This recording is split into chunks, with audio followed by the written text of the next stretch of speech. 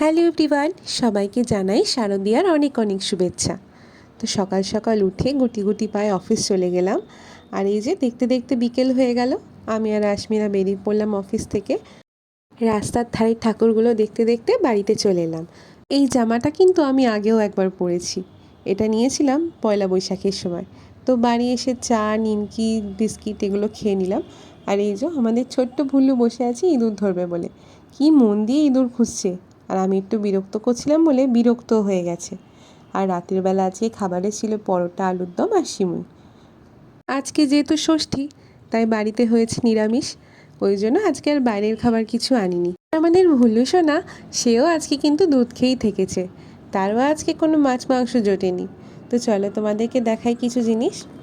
তো এগুলো হচ্ছে আমার পুজোর গিফট। আর এই গিফটটা দিয়েছে হচ্ছে আশমিরা। এই টিপ, কানের, নেল পলিশ, লিপস্টিক, ক্লিপ, এগুলো সবই ওর দেয়া। গিফট পেতে কার না ভালো লাগে। এছাড়াও কিন্তু আমি আরও অনেক গিফট পেয়েছি, কিন্তু সেগুলো এই মুহূর্তে হাতের কাছে নেই বলে তোমাদেরকে দেখাতে পারছি না। এইবার যে দুটো জিনিস তোমাদেরকে দেখাবো সেটাও কিন্তু ওরই দেওয়া। তো এই দুটো হচ্ছে আমার সব থেকে পছন্দ হয়েছে, চলো তোমাদেরকে দেখাই।